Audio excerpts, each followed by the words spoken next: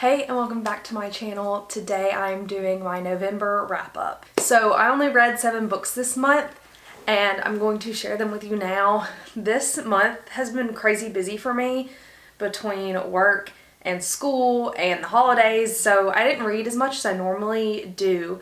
I am currently reading Check and Mate by Ali Hazelwood. I thought I would be done with it by now, but I'm not, so I might finish it tonight. We'll see. I've been working on a lot of crochet projects, so that's been taking up a lot of time as well. But with that, I will show you the books that I did read this month. So, majority of what I read was I finished the Shatter Me series. If you want to watch, I will link. I have 2 parts to it of a vlog, so I read the first half and then I read the second half. I'll link those vlogs in the top. But the very first one was Restore Me. This is the first book in the second arc, so it takes place literally like a couple weeks after the events, or a couple days after the events of book 3, even though there was a 5-year gap in between her writing them. So, this one was actually pretty good. It did draw my interest in to want to read the rest of the series. I gave it 4 stars. If you don't know, Shatter Me follows Juliet. She has powers and that her touch can kill. They want to use her as a weapon. I will say there wasn't too many red flags in this book, other than they started to like ruin some of the things from the first arc, and that kind of got worse as the series went on. Like, in my opinion, they should have just left it at book 3. Next up is the book 5, Defy Me. This one was okay, but I was like really frustrated at this point because too many things were just like ruining what happened in the first trilogy, and I was just getting extremely annoyed. I ended up giving this book only 3 stars. Like, it was okay. I think the best part about this book is we started to get Kenji's POV, and I love Kenji, but for the most part, it just felt unnecessary. And this wasn't even the worst one. So, Defy Me, like, it just starts to go slightly downhill after book 4. Yeah, so it was okay. Then in between those 2 books and right after Defy Me, I read both of the novellas. So I read Shatter Me in between 4 and 5, and then Reveal Me afterwards. This is a bind up. Again, I gave it 3 stars. I don't like novellas. The only good thing about this was it was in Kenji's perspective, and there was quite a few scenes in these that like we didn't already see, because a lot of the times I've noticed these novellas are just word for word exactly scenes that have already happened. This one gave a good amount of word for word his perspective of what has already happened and his own things, and this was good because Kenji's like little romance that he gets in this part of the series was touched on a lot in this novella. So I gave it 3 stars because I hate novellas in general, but I did enjoy these stories. The first one I think I liked better than the second one. But I think this was actually worth it as opposed to the novellas in the first half, because those were just, I didn't need Adam, and Warner's perspective was fine, but I didn't need Adam's perspective at all. So this one was definitely better than the first set of novellas. Then the last novel in the book, or last novel in the series, Imagine Me. This kind of ended it all off. I did end up going back to 4 stars with this one. It wasn't as bad as the book in the middle, but at the same time, like, so much crap just got ruined. And I feel like they kind of sped through some things. Like, it definitely could have been developed more, the plot towards the end, but it also just felt like they were just throwing random plot lines in there. Like, it just felt like a little bit of like, we're doing this for money and not because like there's an actual story to be told.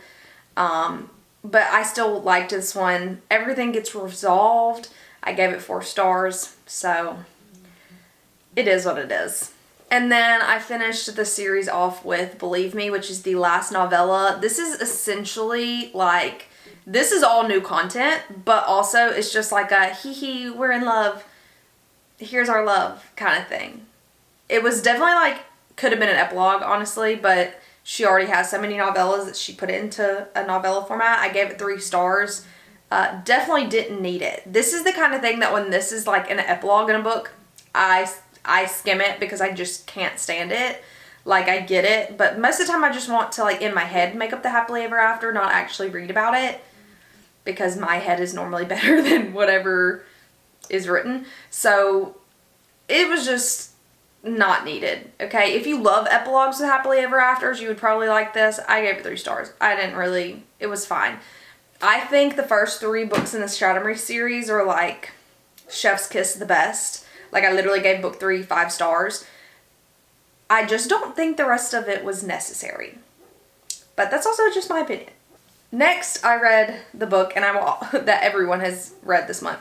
I will also put my reading vlog for this up in the cards. But I read Iron Flame by Rebecca Yarros. And I did indeed give this 5 stars. I was in between 4.5 and 5. But the ending redeemed it for me a little bit.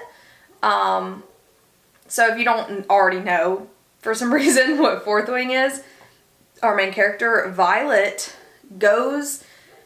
she's at a war college. She's supposed to be a scribe, but last minute her mother says you have to join the Writers Quadrant, where they basically cross a parapet, and if you survive, you get to become like a cadet or whatever. You get to start. Most people die within their first year. You have to bond with a dragon. And so that is kind of like the whole first book. There's also a romantasy element. It's very much so romantasy. And this is book 2. And I think that the last like 200 pages of this book were probably the best. The first part was like kind of I was like, okay.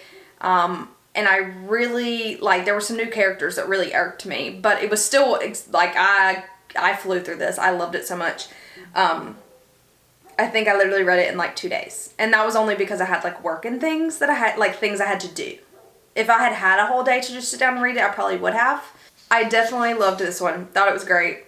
10 out of 10. Can't wait for the next book. And then the last book that I read this month, he's barking at a dog across the street. The last book that I read this month, I actually already returned to my library, so I don't have it with me, but it is Daisy Darker by Alice Feeney. It took me way too long to read this book because I was just so busy. If I had read this faster, I probably would have read more this month, but between Thanksgiving and all the things, it really took me a while to get through this book, but not because it wasn't good. I ended up giving it 4 stars. Essentially, we have Daisy Darker, who is going to visit her grandmother for their whole family's gathering for her grandmother's last birthday, because her grandmother was told by a fortune teller that she would die at 80. And so her grandmother invites them all over, and they all are like under the assumption this will be the last family reunion. And then Nana is found dead. Like a poem that's really dark about everybody in the family. It was actually really good. If you loved And Then There Were None by Agatha Christie, it is like heavily inspired by that book. They even mention it in the book as well. I loved that when I read it for school, and so I really enjoyed this book as well. And also there's a plot twist at the end that I just don't know how, but I did not see it coming. And I appreciate anything Alice Feeney does at this point. The only other book by her I've read is Rock, Paper, Scissors, and I loved that one. So I think I'm definitely going to have to pick up some more of her books because they're just really good. So I gave it 4 stars. And it was a fun time. So I'm currently reading Check and Mate. It's actually really cute. But I think I'm only, like, if I don't hurry up with this book, I'm going to be back to behind schedule on my Goodreads goal. My goal was 100 books this year. Yeah, I'm currently on track. I've read 91 books so far, and so I need to, like, make sure that I don't just fall off here at the end so I can get to 100. Last year I read over 100 books, but that definitely will not happen for me this year. I feel like I'm so busy, and December is going to be a really busy month, so I'm not sure how much I will actually read. And I'm probably not going to make a TBR for December because I just want to read what I want to read. I do have a couple of Christmas things picked out, so I definitely want to read Wreck the Halls. I'm on hold for it at my library, but I think I'm like number 4 because there's so many people that want to read it. But to end off this video, I'm going to say that I will not see you again until 12 days before Christmas, because we will be doing my 3rd year of doing this. I will be doing 12 days of Bookmas. I've done this twice already, so you'll get 1 video every day for the 12 days leading up to Christmas. I've already pre-planned some of them, and I'll probably start pre-filming some of them as well. Some of them will be reading vlogs, some of them will just be sit-down videos, and so I've already kind of made my calendar out for that, and so I will not probably post anything else other than this until then. So if you're interested, I will be posting Bookmas. I need to find a cute graphic for this year. Last year I had like a little Christmas tree that had my channel name on it, but I haven't really gotten into the details of it yet, other than I know what videos I plan on doing. So I will see you for that.